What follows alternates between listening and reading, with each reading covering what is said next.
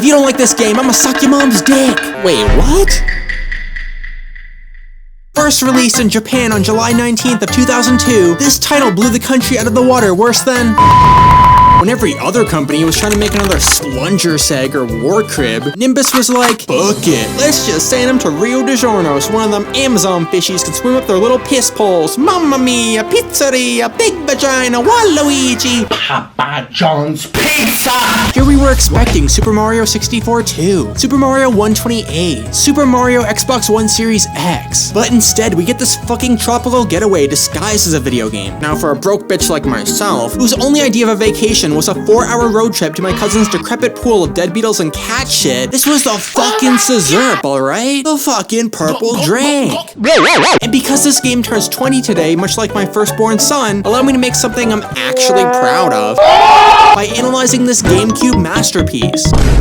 You have 5 seconds to hit that subscribe button and notification bell before my asshole explodes. 5, 4, 3, 2, 1. For those of you who did, oh thank God, my digestive tract is still intact. Bars! But for those of you who didn't, Jesus Christ, there's blood everywhere.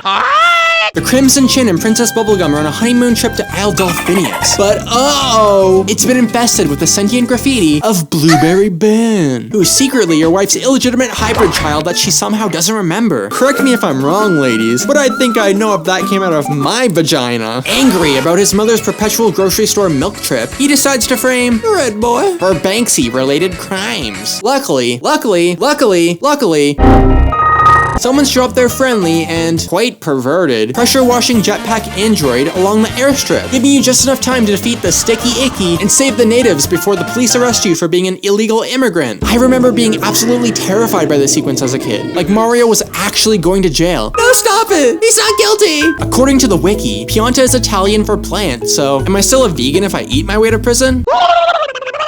Every minor gripe I had with Peach's casshole over here has been completely bamboozled by this filthy little island. Derek's Plaza is such an exuberant fishing village with its fresh fruit market, town-splitting waterfall, and haunted as shit ghosty modes. There are 5 secret levels scattered about, along with boxes to ass and birds to squirt. I've been playing this game for as long as I could snort chlorine, and I never knew there was a whole ass secret meadow up here. This is just one of those places that you wish was real. Maybe they can add it to the water park at Nintendo World. Maybe if I put my 2 pointer fingers together all cute like. When I roam this island, I am getting big tan, and for that reason, I am big fan.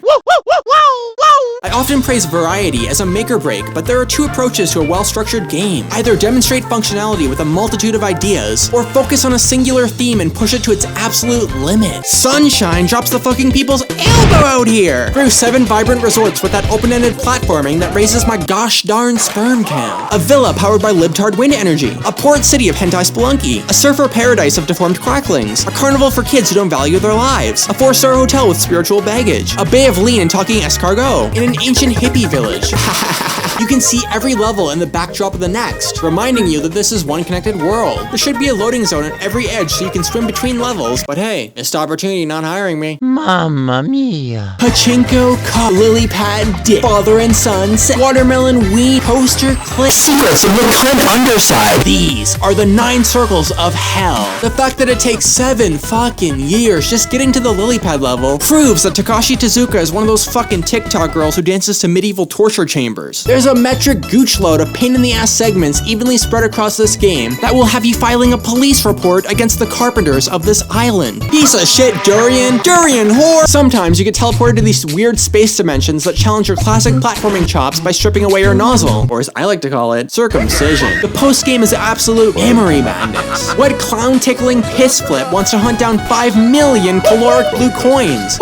This is me before collecting them. This is me after. Alright gamers, party's over, turn off the bladey, turn off the baby. Get the rubber ducky and sit in the tubby. How are you not gonna stroll down the street flailing your arms in Italian to the slippery beat? How are you not gonna sink someone's battleship to this beefy chonkster? How, in the devil-worshipping fuck trumpet, are you not slopping down some soursop to this bussy bouncing groove? Are you fucked in the head, bro? Are you fucked in the ass? But then there's the weird Hotel Delfino track, which starts with a plucky uke, groovy bass, and Monkey Man's bongos. But then there's just some guy stirring the cubes in a glass of iced tea. Did they get Brian Wilson to write this shit? Unlike the previous game, which introduced classic enemies like Book and Chair, there is only one new monster in this game, and his name is Kim Jong-il Piantissimo. This transracial athletic bitch. Looper but ugly, pokey head only, goodnight boo, and strolling stew are just a few of the freaky dipshits you'll find on this archipelagio. And because we're no longer in the Mushroom Kingdom, each enemy has a new design, like Lakitu, who is now Cuckoo. Wait, what other game had one of those? See what I'm saying? But none will fondle your femur more than these gelatin slugs who pop out of the ground just to coat you in their slimy, repulsive flesh. Sunshine's bestiary is charming overall, but lacks the tropical innovation of other seaside expeditions. Where the bonefin? Where the sushi? Where the fuck is Kelp Vigilante? I remember a brief exchange between myself and Yoshiaki Koizumi during this game's development. It was Space World 2000, cloudy sky, light rain. I asked him about the design process behind the bosses of Super Mario 64, to which he replied, Take no enemies, let the word king make the makers leave Mario's face. Now I thought it was pretty weird that he said that, but this game will take you to places you've never been before. Launching missiles at Mechagodzilla from Krug Park's Big Dipper, ripping the fucking legs from a wiggly squiggly, scrubbing tartar from the teeth of a gigantic Earl, squirting into a girl's mouth. These action-packed battles are so much more exciting than any prior entry, incorporating larger battlefields, stage hazards, and fucking brutal death scenes. I always had a lot of trouble with this giant stingray and the trail of jizz he leaves behind, but now with my Jesus boots, I can walk into the sun instead. There's more?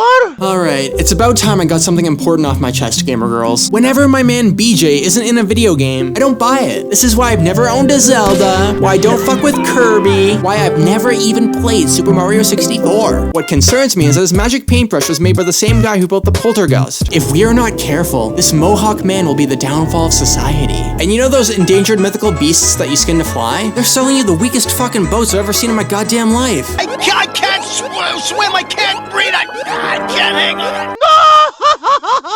Spring, sun, winter, dread. These are the 4 seasons according to indie rock sensation Everything Everything. I don't want to get older. But by the time you complete this game, you will feel like you have stayed at the 4 Seasons Hotel. Now let's be honest for a minute, okay? These games are fucking good, but this is a trilogy. Go to your doctor and tell her your throat hurts. What do you think she's gonna prescribe you?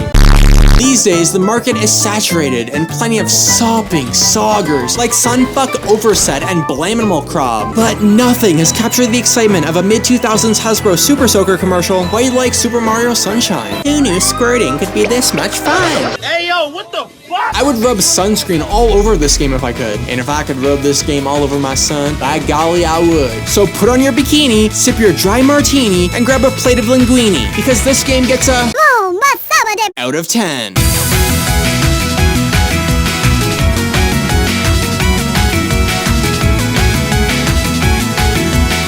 Catch me diving in my bubble bath, fishing red coins out of bottle. I'm an oceanic psychopath and you're a vacant brothel.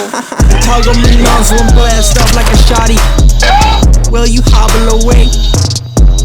Your mom's gay, I don't play.